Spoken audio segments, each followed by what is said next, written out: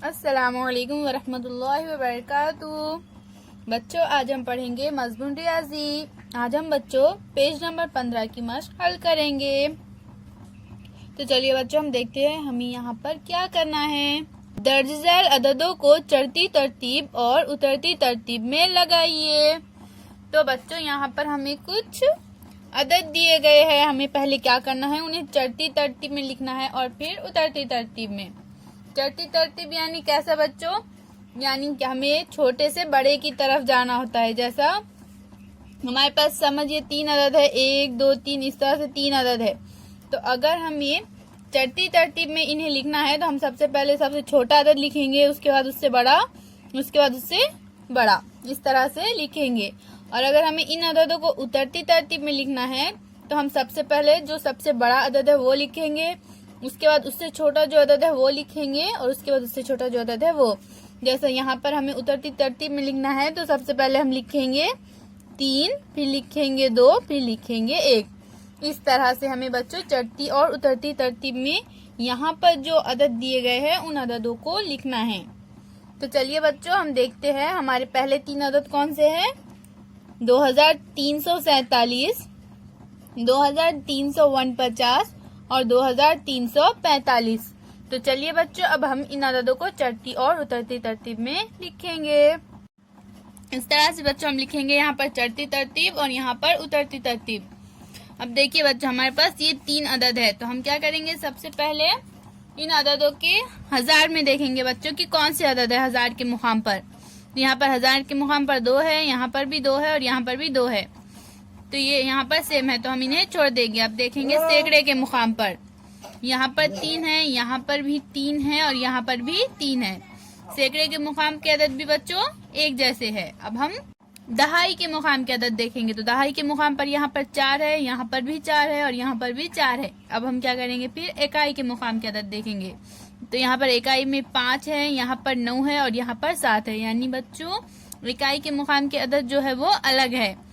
तो बच्चों 5, 9 और 7, इसमें सबसे बड़ा कौन सा अदद है, 9। यानी हमारा बड़ा अदद कौन सा है, 2349। फिर उससे छोटा अदद कौन सा है, 7, 2347। और फिर हमारा सबसे छोटा अदद है 2345। तो बच्चों हमें यहाँ पर क्या करना है, सबसे पहले चढ़ती तरतीब में लिखना है। यानी हमें क्या करना है, जो सबसे छोटा अदद है उसे पहले लिखना है। तो हमने अभी देखा बच्चों हमारा सबसे छोटा अदद कौन सा है, 2345। तो यहाँ पर हम लिख देंगे 2345।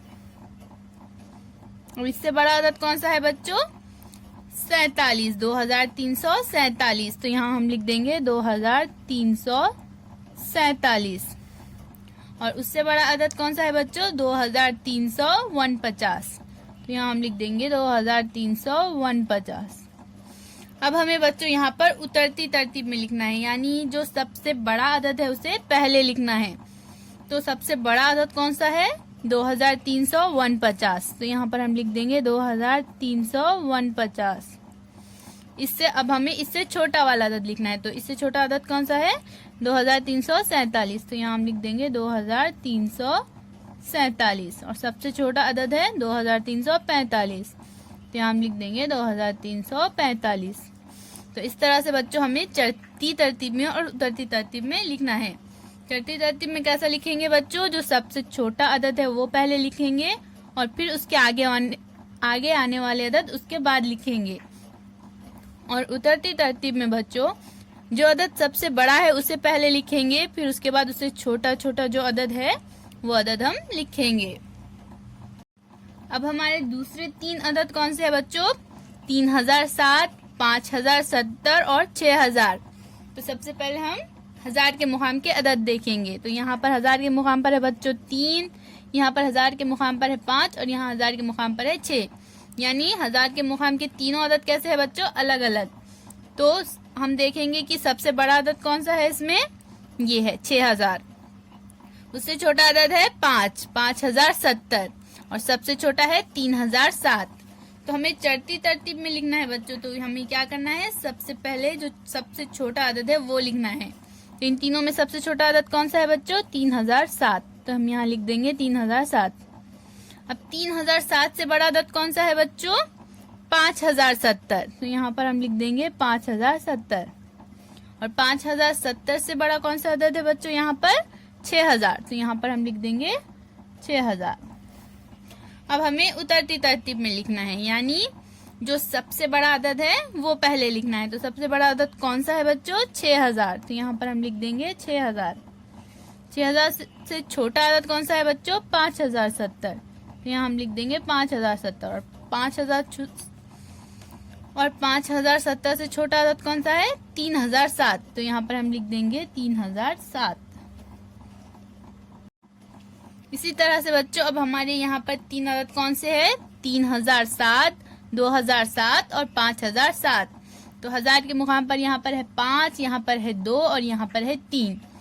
यानी बच्चों यहाँ पर सबसे बड़ा अदद है 5007 और 5007 से छोटा अदद है 3007 और 3007 से छोटा अदद है 2007। तो हमें चढ़ती तरतीब में लिखना है, यानी जो सबसे छोटा अदद है वो सबसे पहले लिखेंगे। तो यहाँ हम लिख देंगे 2007। 2007 से बड़ा कौन सा अदद है? 3007 और 3007 से बड़ा अदद है 5007। अब इसी तरह से हमें उतरती तरतीब में लिखना है, यानी जो सबसे बड़ा अदद है वो पहले लिखेंगे 5007, फिर 5007 से छोटा अदद था 3007 और 3007 से छोटा अदद है 2007। अब यहाँ पर हमारे तीन अदद कौन से है बच्चों? 1900, 1090 और 1009। यहाँ पर हजार के मुकाम पर 1, यहाँ पर भी हजार के मुकाम पर 1 और यहाँ पर भी हजार के मुकाम पर 1। अब सैकड़े के मुकाम पर यहाँ 9 है, यहाँ पर सैकड़े के मुकाम पर 0 है और यहाँ पर भी 0 है। तो बच्चों यानी यहाँ पर सबसे बड़ा अदद कौन सा है? 900। और 900 से छोटा अदद कौन सा है बच्चों? 1090 और 1090 से छोटा अदद है 1009। तो चढ़ती तरतीब के लिए क्या करना है? सबसे पहले सबसे छोटा अदद लिख देंगे हम यहाँ पर 1009। 1009 से बड़ा अदद कौन सा है यहाँ पर? 1090। 1090 से बड़ा है 1900। अब उतरती तरतीब, यानी सबसे बड़ा अदद 1900, छोटा अदद है 1090 और 1090 से छोटा अदद है 1009। अब हमारे अगले तीन अदद कौन से है बच्चों? 7180, 6180 और 4180। तो यहाँ पर सबसे छोटा अदद कौन सा है बच्चों? 4180, तो यहाँ पर हम लिख देंगे 4180। 4180 से बड़ा अदद कौन सा है बच्चों? 6180, तो यहाँ लिख देंगे 6180 और 6180 से बड़ा है 7180।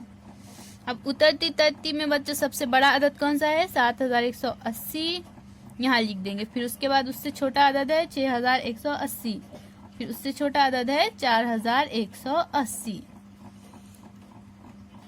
अब हमारे आखिरी तीन अदद कौन से है बच्चों?